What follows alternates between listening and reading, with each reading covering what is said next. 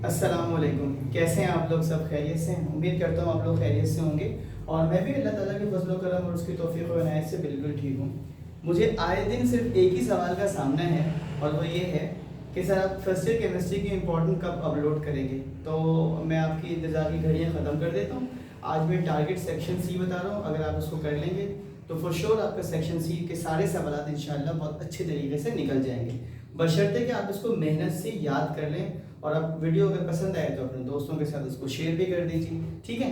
तो हम चलते हैं इनके सवालात की तरफ। जल्दी जल्दी मैं आपको सवाल एक्सप्लेन कर देता हूँ और बता देता हूँ कि सवाल कैसे आएंगे और सवाल का मतलब क्या होता है और उसको कितना लिखना होता है। एक सवाल अक्सर बच्चे करते हैं कि क्या एमसीक्यूज के बाद हम सेक्शन सी कर सकते हैं? इसका जवाब ये है कि एमसीक्यूज करने के बाद आप सेक्शन डी भी कर सकते हैं और सेक्शन सी भी कर सकते हैं। अलबत्ता जो सेक्शन करें उसे कंप्लीट करें। ये नहीं कि एक सवाल सेक्शन सी का कर दें फिर एक सवाल सेक्शन डी का कर दें। इस तरह जो एग्जामिनर्स होते हैं उनको कॉपी को असेस करने में, असेसमेंट में बहुत प्रॉब्लम होती है। तो जो भी सेक्शन करें इख्तियार आपका है, लेकिन उसको बहुत अच्छा और बेस्ट कीजिए ताकि आपके अच्छे से नंबर आ सके, ठीक है?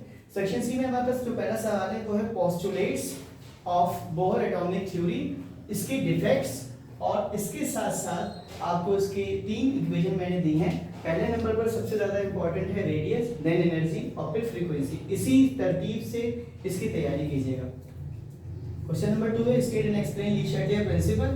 हैबर प्रोसेस को एक्सप्लेन करना है विद रिस्पेक्ट टू और with reference to the production of ammonia. Haber process में आपको पता है अमोनिया बनती है। डिराइव वैन डर वाल इक्वेशन फॉर रियल गैस, और उसका एक न्यूमेरिकल आ सकता है, या आने वाले दिनों में मैं आपको इसका न्यूमेरिकल भी सॉल्व करवा दूंगा, ठीक है? उसके बाद है इलेक्ट्रोड पोटेंशियल क्या होता है, कॉपर का इलेक्ट्रोड पोटेंशियल बताइए और स्टैंडर्ड हाइड्रोजन इलेक्ट्रोड पोटेंशियल को एक्सप्लेन कीजिए। तो मैं सवाल पढ़ देता हूँ, एक्सप्लेन स्टैंडर्ड हाइड्रोजन इलेक्ट्रोड, और उसको मैं प्यार से कहता हूँ she. Determine electrode potential of copper and define electrode potential, यानी स्टैंडर्ड इलेक्ट्रोड पोटेंशियल, ठीक है? उसके बाद है एक सवाल है बॉर्न हैबर साइकिल का, इस पर न्यूमेरिकल भी है किसका, रुबिडियम क्लोराइड का। इस पर मेरी वीडियो बनी हुई है, उसको अच्छी तरीके से देखिएगा, मैंने बहुत अच्छी तरीके से करवाया है। उसके बाद क्वेश्चन है postulates of valence shell pair electron pair repulsion theory के पोस्टुलेट्स बताने और आपको शेप बताने मॉलिक्यूल्स के। अगर एग्जाम में आपके पास वर्डिंग में आए ना कि ऐसा शेप बताइए जिसमें मॉलिक्यूल के 2 बॉन्ड पेयर हो, 2 लोन पेयर हो, तो उसका मतलब होता है वाटर को की शेप पूछ रहा है आपसे। अगर वो बोले 3 बॉन्ड पेयर्स हो, 1 लोन पेयर हो, उसका मतलब है वो कह रहा है आपसे अमोनिया। ये वाटर अमोनिया या BF3 बोलेंगे नहीं, आपको इन लाइन से समझना है कि इसका मतलब क्या होता है। और अगर आपसे कहे कि 3 बॉन्ड पेयर, इसका मतलब होता है BF3, ठीक है? Question number 7 is what are X rays, how they are produced and give its properties and uses, यानी उसकी एप्लीकेशन। फिर एक सवाल है balance the following equation by ion electron method. इसमें आपको AM नजर आएगा, BM नजर आएगा। AM का मतलब है एसिडिक मीडियम, BM का मतलब है बेसिक मीडियम।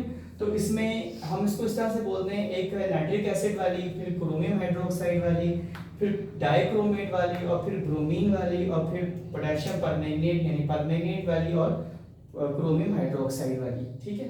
सबसे आखिरी सवाल है differentiate between the following sigma bond and pi bond, crystalline solid and amorphous solid, isomorphism polymorphism, solution and suspension, और सबसे आखिर में है line spectrum and continuous spectrum. इसकी अच्छे से तैयारी कीजिएगा, अपने सारे दोस्तों के साथ शेयर कीजिएगा, अपना बहुत ख्याल रखिएगा। अल्लाह ताला आपको कामयाबियों से नवाजे। अल्लाह हाफिज़।